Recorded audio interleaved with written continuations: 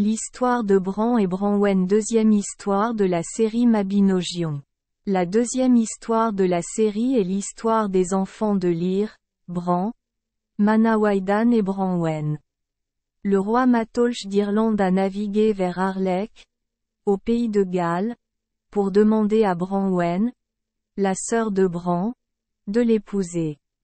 Le roi Bran était un homme très grand, il n'avait donc pas besoin de vivre dans une maison car aucune maison ne pouvait l'accueillir. Il avait 2 conseillers, Nisien était un conseiller, ange, et Ephnysien était un conseiller, diable. Ephnysien s'est opposé au mariage de Branwen avec Matholch, alors il a secrètement mutilé les chevaux de Matholch, le mettant en colère.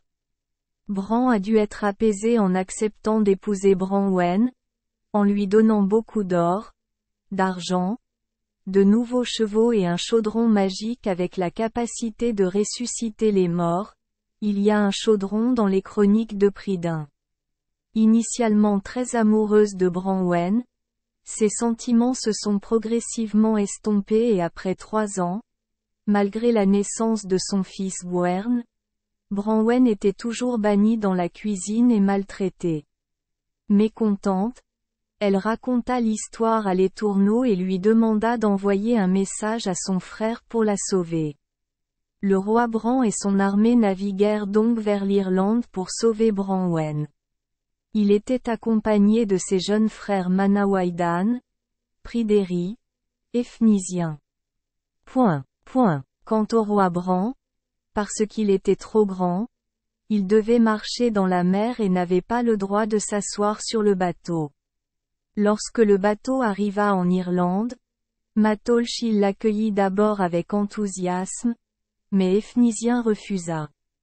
Sa nature méfiante découvrit son piège, il faisait cacher des gens dans des sacs de sable en attendant d'assassiner l'armée galloise. Ephnysien tua tous les hommes cachés dans des sacs de sable et jeta Gwern, le fils de Branwen, dans la fournaise. La bataille éclate, mais Matholch l'emporte grâce au chaudron magique qui ressuscite les morts. Ephnysien s'est mêlé aux morts pour détruire le chaudron de l'intérieur, et Ephnysien est également mort à ce moment-là. Finalement, le cours de la bataille a tourné, le côté irlandais est mort, ne laissant que 5 femmes enceintes. Bran a été touché par une flèche empoisonnée et est mort. Branwen, souffrant, est également mort avec son frère. Il ne restait plus que 7 guerriers gallois, dont Manawydan, Pryderi, Taliesin.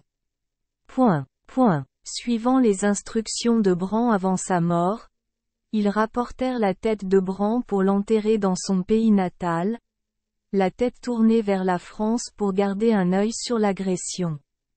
Merci les enfants des Esperluette Croisillon 39. Avoir écouté des contes de fées au jour Esperluette Croisillon 39. 8. Espérons que les histoires apporteront aux enfants des moments heureux et significatifs. Si vous aimez notre chaîne, veuillez appuyer sur le bouton S Esperluette Croisillon 39. Abonner, pour ne manquer aucune histoire intéressante. Je vous souhaite une bonne nuit de sommeil et de beaux rêves. Rendez-vous dans la prochaine histoire.